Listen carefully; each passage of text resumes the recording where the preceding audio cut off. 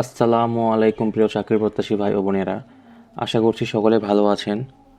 আজকের এই ভিডিওতে আমরা কোনো নিয়োগ বিজ্ঞপ্তি নিয়ে আলোচনা করব না। আজকে আমরা আলোচনা করব 11 থেকে 20তম গ্রেডের চাকরি প্রস্তুতি সম্পর্কে এবং এর সিলেবাস সম্পর্কে। তো চলুন সিলেবাসটি দেখে নেই। এখানে মূলত 11 থেকে 20তম গ্রেডের বেশিরভাগ ক্ষেত্রে এখন লিখিত পরীক্ষা হয় এবং যে 4টি বিষয় পরীক্ষা হয় সেগুলো হচ্ছে বাংলা, ইংরেজি, গণিত এবং সাধারণ জ্ঞান।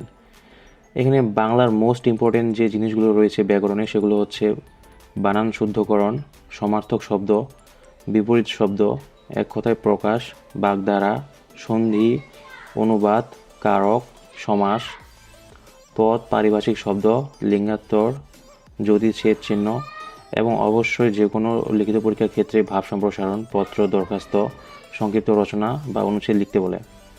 এখানে সচরাচর সব পরীক্ষার ক্ষেত্রে লিখিত যে জিনিসগুলো আসে সেগুলো হচ্ছে কারক অবশ্যই আসবে, তারপর সন্ধি অবশ্যই আসবে, বাগধারা অবশ্যই আসবে এবং এক কথায় প্রকাশ মাঝে মাঝে আসে, বিপরীত শব্দও আসে, সমার্থক শব্দ খুব রেয়ার, এগুলো আসতেও পারে না আসতে পারে, তবে অবশ্যই বলে নেওয়া উচিত এবং বানান শুদ্ধকরণ রয়েছে।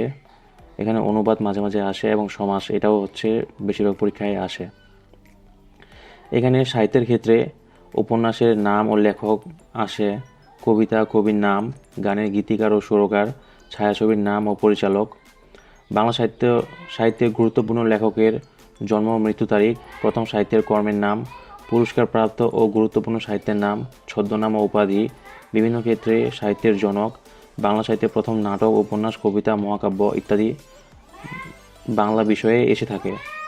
ইংরেজি বিষয়ের ক্ষেত্রে যে জিনিসগুলো আসে বা যে আইটেমগুলো আসে সেগুলো হচ্ছে ইডিয়ম অ্যান্ড ফ্রেজ, বেশিরভাগ পরীক্ষার ক্ষেত্রে লিখিত পরীক্ষার ক্ষেত্রে আসে। অ্যাপ্রোপ্রিয়েট প্রিপোজিশন, এগুলো হচ্ছে যত প্রকার লিখিত পরীক্ষা হয় 11 থেকে 20তম গ্রেডের সব পরীক্ষায় অ্যাপ্রোপ্রিয়েট প্রিপোজিশন আসে। ট্রান্সলেশন অবশ্যই আসবে, যে কোনো পরীক্ষার ক্ষেত্রেই ট্রান্সলেশন আসে। ট্রান্সফরমেশনের ক্ষেত্রে বেশিরভাগ সিম্পল কমপ্লেক্স কম্পাউন্ড আসে, মাঝে মাঝে ডিগ্রি থেকেও আসে। এবং কারেকশন, এখানে ওয়ার্ড কারেকশনও হতে পারে, সেন্টেন্স কারেকশনও হতে পারে। ন্যারেশন খুব কম আসে, ভয়েস অবশ্যই যে কোনো পরীক্ষার ক্ষেত্রে, মূলত 11 থেকে 20তম লিখিত পরীক্ষার ক্ষেত্রে ভয়েস অবশ্যই আসবে। এবং ফিল ইন দ্য গ্যাপস, এখানে রাইট ফর্মস অফ ভার্ব আসে, সিনোনিম অ্যান্টোনিম আসে, খুব কম আসে। তারপর অ্যাব্রিভিয়েশন, অ্যানালজি আসতেও পারে না আসতেও পারে।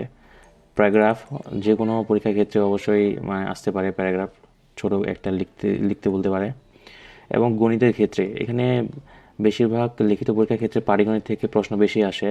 পাটিগণিত থেকে যে টপিকগুলো থেকে আসে সেগুলো হচ্ছে শতকরা, লাভ ক্ষতি, ঐকিক নিয়ম, সুদ কষা, ক্ষেত্রফল বিষয়ক, অনুপাত সমানুপাত, গড়, চৌবাচ্চা ও স্রোত বিষয়ক। এখানে মূলত পাটিগণিত থেকে যে বিষয়গুলো থেকে সবচেয়ে বেশি প্রশ্ন আসে সেগুলো হচ্ছে লাভ ক্ষতি, শতকরা, সুদ কষা, অনুপাত সমানুপাত এবং স্রোত বিষয়ক এবং চৌবাচ্চা বিষয়ক। বীজগণিত থেকে যেখান থেকে সবচেয়ে বেশি প্রশ্ন আসে সেটা হচ্ছে উৎপাদক, মান নির্ণয়। লসাগু গোসাগু থেকে খুব কম প্রশ্ন আসে। জ্যামিতি থেকে আসতেও পারে না আসতেও পারে, খুব ইম্পর্টেন্ট না এটা।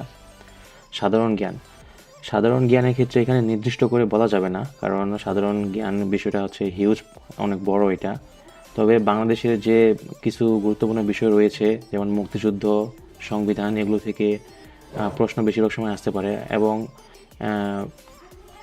সাধারণ জ্ঞান থেকে মূলত 10 মার্কের প্রশ্ন হয়ে থাকে, সেখানে সাম্প্রতিক বিষয়াবলী প্রশ্ন থাকে, আন্তর্জাতিক সাম্প্রতিক যে ঘটনাগুলো ঘটতেছে সেগুলো থেকে প্রশ্ন আসতে পারে। তো এগুলো হচ্ছে দেখলে মোটামুটি যে কোনো প্রশ্নের অ্যান্সার করা যাবে। এখন কোন বইগুলো পড়লে 11 থেকে 20তম গ্রেডের প্রস্তুতির জন্য বেস্ট হবে, সে বই হচ্ছে পার্সোনালি আমি যেটা সাজেস্ট করব, সেলফ পাবলিকেশনসের বইগুলো পড়তে পারেন। এখানে মন্ত্রণালয়, বিভাগ, অধিদপ্তর, পরিদপ্তর ও বিভিন্ন দপ্তরে গ্রেড 11 থেকে 20তম গ্রেডের জন্য বেস্ট বই এগুলো। পার্সোনালি আমি এগুলো পড়েছি, আমার কাছে ভালো লেগেছে, সেজন্য আমি সাজেস্ট করতেছি। এখানে মূলত লিখিত পরীক্ষার ক্ষেত্রে গুরুত্বপূর্ণ যে বিষয়গুলো রয়েছে সেগুলো দেওয়া আছে। এবং এখানে আপনারা একটি প্রশ্ন ব্যাংক নিতে পারেন, যেখানে যেখানে রিসেন্টলি যে পরীক্ষাগুলো হচ্ছে সেগুলো অন্তর্ভুক্ত করা আছে, তাহলে আপনাদের একটা আইডিয়া আসবে সুন্দর করে। এই ছিল মূলত 11 থেকে 20তম গ্রেডের লিখিত পরীক্ষার ক্ষেত্রে সিলেবাস এবং বইয়ের বিষয়ে যে রয়েছে সেটি। আশা করছি আপনাদের সকলের উপকারে আসবে। ধন্যবাদ সকলকে। নতুন ভিডিওতে আপনাদের নতুন কিছু তথ্য দেওয়ার জন্য প্রস্তুত থাকব। আল্লাহ হাফেজ।